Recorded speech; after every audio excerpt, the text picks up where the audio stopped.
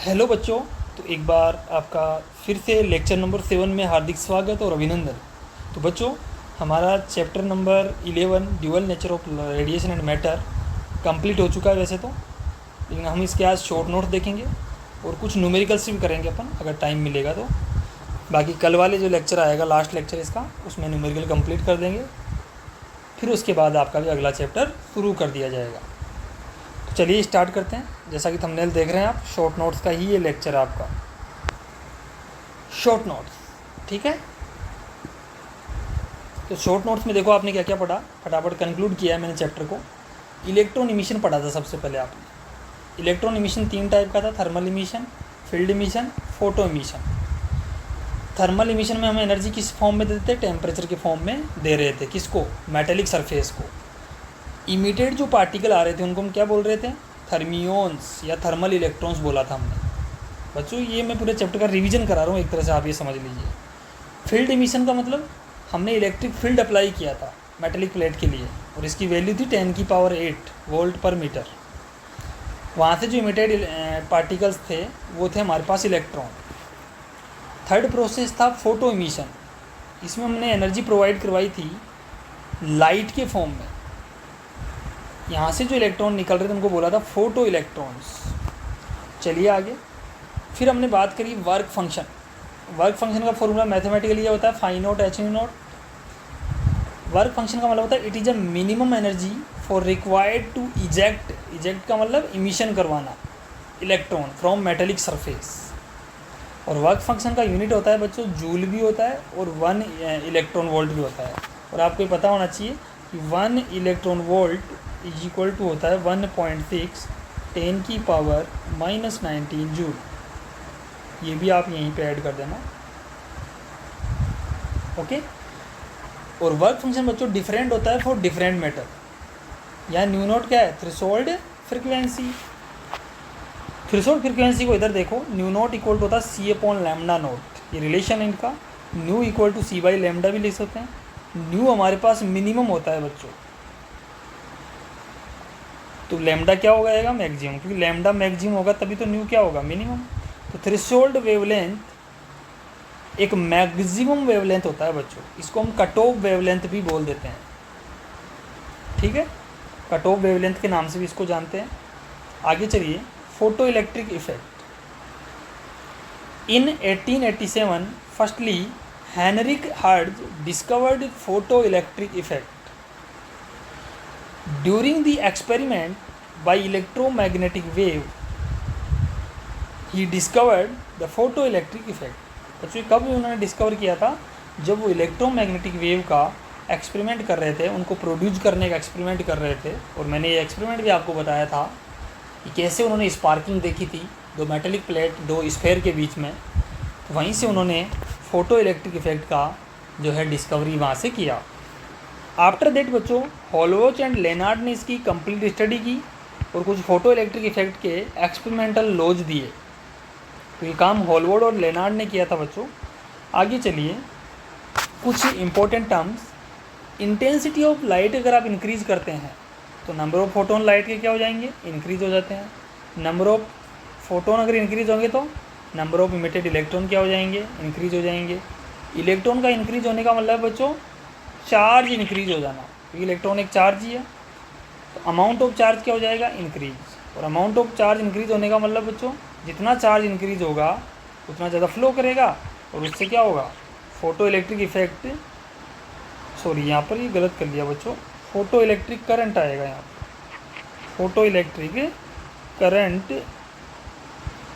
Increase हो जाएगा बच्चों। जितना ज़्यादा अमाउंट ऑफ चार्ज होगा ना उतना ही करंट प्रोड्यूस होगा सर्किट में। तो ये पूरा कंसेप्ट आपको पता होना चाहिए। इसलिए हमने कहा था कि intensity directly proportional to photo electric current, बोला था ना इनडायरेक्टली। अगला देखो, फ्रीक्वेंसी का क्या रिलेशन है? फ्रीक्वेंसी, एक मिनट, फ्रीक्वेंसी ऑफ लाइट अगर मैं इंक्रीज करता हूँ तो एनर्जी ऑफ फोटोन क्या हो जाती है बच्चों? इंक्रीज हो जाती है, क्योंकि न्यू को इंक्रीज करने से एनर्जी इंक्रीज होगी। एनर्जी इंक्रीज होने का मतलब क्या है कि जो फोटोन आ रहा है मेटेलिक प्लेट पे उसकी एनर्जी बढ़ी है तो इलेक्ट्रॉन को एनर्जी मिलेगी। इलेक्ट्रॉन यहाँ से तेज काइनेटिक एनर्जी के साथ निकलेगा, तो इलेक्ट्रॉन की काइनेटिक एनर्जी क्या हो जाएगी बच्चों, इंक्रीज हो जाएगी ना। और काइनेटिक एनर्जी इंक्रीज होने का मतलब उसकी स्पीड बच्चों इंक्रीज हो जाएगी, तो इलेक्ट्रॉन मूविंग फास्टली। और जितना फास्ट इलेक्ट्रॉन मूव करेगा, तो मैंने एक्सपेरिमेंट में बताया था कि उसको रोकने के लिए उतना ही मुझे निगेटिव पोटेंशियल एनोड पे अप्लाई करना पड़ रहा था। That is known as stopping potential. इसका मतलब बच्चों न्यू जितना बढ़ाऊंगा मेरा स्टॉपिंग पोटेंशियल भी उतना ही इंक्रीज हो जाएगा। ये सारी चीज़ें चैप्टर में अच्छे से डिटेल में समझाई है मैंने, तो शॉर्ट नोट्स के फॉर्म में मैं कंक्लूड कर रहा हूँ। यहाँ पर कुछ इंपॉर्टेंट ग्राफ्स देखो बच्चों। इंटेंसिटी और करंट का ग्राफ हमने देखा था, एक स्ट्रेट लाइन आया था। फोटो इलेक्ट्रिक करंट और पोटेंशियल का ग्राफ हमने देखा था, कुछ इस प्रकार से आया था। इनिशियली एक बार करंट इंक्रीज होता है, उसके बाद ये सैचुरेट हो जाता है, फिर कांस्टेंट हो जाता है करंट। और जैसे नेगेटिव में इंक्रीज करता हूँ तो एक पोटेंशियल ऐसा आता है जहाँ पर करंट जीरो हो जाता है, that is known as stopping potential. तो लिखा भी है at stopping potential photo electric current become zero. Important है बच्चों कॉन्सेप्ट। और intensity directly proportional to the photo electric current. कुछ ग्राफ्स हो रहे हैं, effect of intensity on stopping potential. जब इंटेंसिटी का इफेक्ट जानोगे तो न्यू को फिक्स करना पड़ेगा। तो इंटेंसिटी को आप इंक्रीज कर रहे हो, देखो तो करंट इंक्रीज हो रही इस डायरेक्शन में, लेकिन इनके लिए पोटेंशियल तो एक ही आ रहा है नेगेटिव में, क्योंकि इंटेंसिटी बढ़ाने से स्पीड थोड़ी बढ़ता है इलेक्ट्रॉन का, और स्पीड पे ही डिपेंड करता है स्टॉपिंग पोटेंशियल। तो देखो यहाँ पर देखा था आपने, यहाँ पर स्पीड पे ही फास्टली पे ही डिपेंड कर रहा है। जितना ज़्यादा फास्ट होगा उतना उसको रोकने के लिए नेगेटिव पोटेंशियल लगाना पड़ रहा था। तो डजेंट डिपेंड ऑन इंटेंसिटी को on stopping potential. I1 I2 I3 के लिए for all intensities only one stopping potential. ये भी मैंने आपको बताया था बच्चों, कंप्लीट ग्राफ आप देख लें। अलग अलग फ्रिक्वेंसी के लिए अलग अलग स्टॉपिंग पोटेंशियल होगा। That means for different frequency stopping potential is different. Stopping potential depends on frequency, क्योंकि जैसे जैसे फ्रिक्वेंसी बढ़ाओगे ना बच्चों, स्पीड बढ़ेगा इलेक्ट्रॉन का। स्पीड बढ़ेगा तो उसको रोकने के लिए उतना स्टॉपिंग पोटेंशियल इंक्रीज करना होगा इस डायरेक्शन में। इधर तो पॉजिटिव है ना, पॉजिटिव वाला तो क्या करेगा, एक बार करंट को हल्का सा बढ़ाएगा, उसके बाद कांस्टेंट कर लेगा, क्योंकि सारे इलेक्ट्रॉन एनोड तक पहुंच जाएंगे ना, फिर वही सर्कुलेट होते रहेंगे बार बार, तो करंट कांस्टेंट हो जाएगा। Graph between frequency and photo current. तो आपको पता है फ्रिक्वेंसी पे डिपेंड नहीं करती फोटो करंट तो कांस्टेंट आएगा ना। कई बच्चे सोच रहे हैं कि सर ग्राफ यहाँ से शुरू होना चाहिए था कांस्टेंट, आपने यहाँ से शुरू क्यों करा। अरे भाई यहाँ तो न्यू जीरो है, और क्या फ्रिक्वेंसी जीरो पे फोटो इलेक्ट्रिक इफेक्ट हो जाता है क्या, इलेक्ट्रॉन कहाँ से इमिट होंगे, तो इलेक्ट्रॉन नहीं आएंगे तो करंट कहाँ से आएगा, फोटो इलेक्ट्रिक इफेक्ट ही नहीं होगा। फोटो इलेक्ट्रिक इफेक्ट कब से होता है, जब न्यू हमारी जो इंसिडेंट लाइट की जो फ्रिक्वेंसी है वो थ्रेशोल्ड की इक्वल होनी चाहिए, तो या थ्रेशोल्ड से ज़्यादा होनी चाहिए। सपोज करो यहाँ थ्रेशोल्ड है, इसके ऊपर ही फोटो इलेक्ट्रिक इफेक्ट होना स्टार्ट होगा, तो यहाँ से करंट बनेगा और वो कांस्टेंट हो जाएगा करंट, क्योंकि डिपेंड ही नहीं करेगा इस पर। स्टॉपिंग पोटेंशियल और न्यू के बीच ग्राफ हमारा इस प्रकार, ये भी मैंने आपको बताया था। एक पर्टिकुलर फ्रिक्वेंसी के बाद ही हमारे पास ग्राफ जनरेट होगा, अदरवाइज नहीं होगा। इंपॉर्टेंट फॉर्मूलाज फॉर न्यूमेरिकल्स, ये सारे फॉर्मूला आप देख लो खुद फटाफट। वर्क फंक्शन, फ्रिक्वेंसी ना, ये थ्रेशोल्ड है। Einstein photo electric equation E equal to phi naught K maximum, E की value h nu, phi naught की h nu naught, K maximum की होती है। इसको आप सोल्व कर लो, के मैक्सिमम की जगह EVS पुट कर दिया, EVS का वैल्यू होता ही है। EVS क्या था, स्टॉपिंग हमने लिखा था कि kinetic energy equal two electron को रोकने के लिए इतना वर्क डन करना पड़ रहा था। इसी को आप सोल्व कर लो, न्यू को SC बाई लेमडा लिख दो, SC by lambda, SC by lambda naught, EVS कितना आएगा, यहाँ से सोल्व करो, यहाँ से इस टर्म को इधर ले जाओ, तो SC इधर जाके कॉमन आएगा, 1 by lambda minus 1 by lambda naught, यहाँ E को डिवाइड में दे दो, तो VS HC by E 1 by lambda minus 1 by lambda naught. Graph हमने बनाया था बच्चों ये M H by E same for all metals, क्योंकि H भी कॉन्स्टेंट E भी कॉन्स्टेंट, तो M तो डिपेंड ही नहीं कर रहा, चाहे कैसा ही मेटल हो, तो स्लोप सेम आएगा सभी मेटल के लिए। एक इम्पोर्टेंट बच्चों ये मैंने आपको पहले नहीं बताया था, ये समझ लो। E equal to h nu होता है। I क्या है बच्चों, intensity, intensity is equal to power upon area. Power को आप लिख सकते हैं एनर्जी पर यूनिट टाइम या वर्क अपॉन टाइम, एक ही बात है, अपॉन एरिया। इंटेंसिटी क्या हो गई, एनर्जी पर यूनिट एरिया पर यूनिट टाइम। इसको सोल्व किया था बच्चों। यहाँ पे एक टर्म डिफाइन कर रहा हूँ, number of emitted photon per second. तो ये है नंबर ऑफ फोटोन, अगर टाइम का डिवाइड कर दोगे तो पर सेकेंड आ जाएंगे। तो बच्चों अगर एक फोटोन की एनर्जी एच न्यू है तो एन फोटोनों की एन एच न्यू हो गई। दोनों तरफ इसमें टी का डिवाइड किया मैंने, तो टी का डिवाइड किया तो ये आया। एन बाई टी को क्या बोल दिया आपने, स्मॉल एन बोल दिया। तो पी कितना आ गया, N H nu. P equal to N और एच न्यू को क्या बोल दिया, E. N by N equal to कितना हो गया, पी बाई ई। ई क्या है, एनर्जी ऑफ वन फोटोन, ये पावर हो गया। एन क्या है, number of photon per second. सही बात है। इस प्रकार से हमने ये फॉर्मूला डिफाइन कर लिया, ये मैंने पहले बता भी दिया था आपको।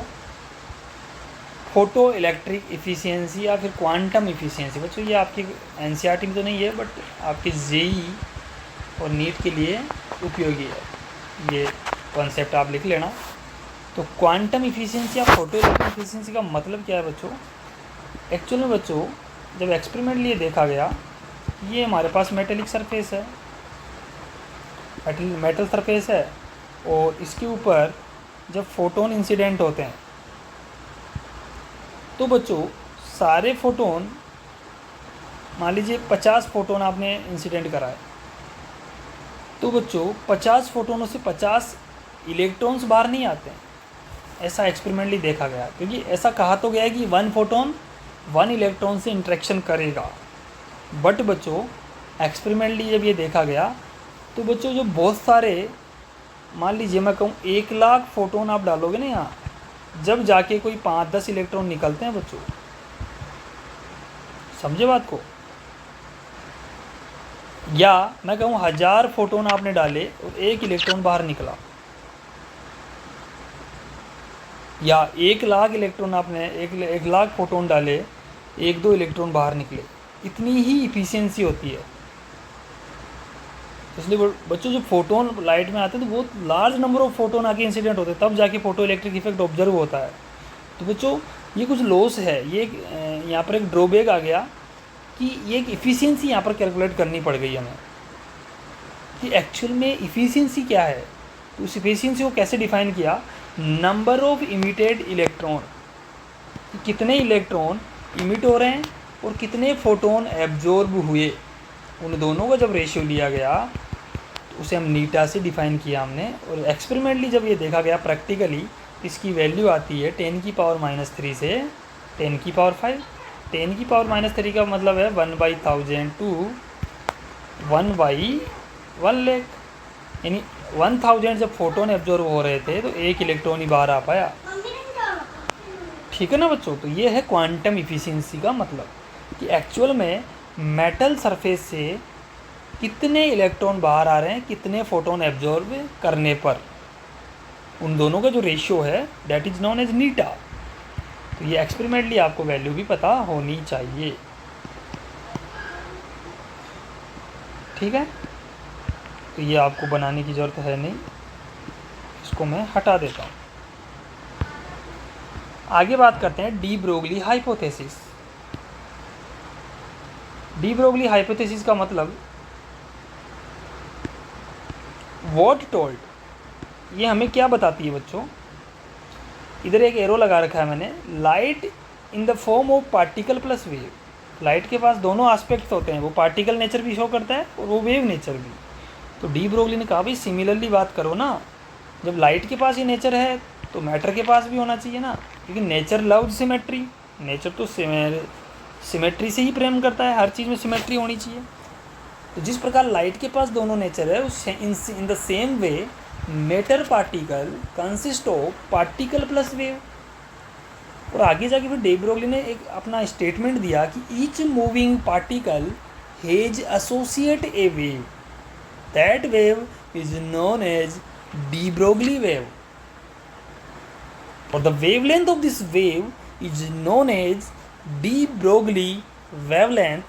That wavelength is given by lambda equal to h by p. h is the Planck constant and p is the momentum of particle और p इक्वल टू mv। बच्चों ये मैंने सारे फॉर्मूले आपको ड्राइव करवाए थे, बताया था कैसे आया था। √2m की k क्या है, काइनेटिक एनर्जी। qb कैसे आया था ये भी मैंने बताया था आपको। और ये कुछ फॉर्मूले आप डायरेक्टली देख लो, ये भी मैंने आपको नोट्स में बताया। De Broglie wavelength of electron ये होती है, प्रोटॉन के लिए ये होती है, अल्फा पार्टिकल की वेवलेंथ ये होती है, ड्यूट्रॉन की ये होती है, न्यूट्रॉन की ये होती है, for 3D proton 3D neutron और 1D न्यूट्रॉन। ठीक है ना। तो इस प्रकार से आपका ये शॉर्ट नोट्स का पूरा लेक्चर था। ये मैंने पूरे चैप्टर को एक साथ कंक्लूड किया है बच्चों। हमारा अगला लेक्चर जो है न्यूमेरिकल के ऊपर होगा ना। ये चैप्टर हमारा कम्प्लीटली फिनिश है। ओके, तो thank you for watching this lecture and love you all my dear student. Thank you.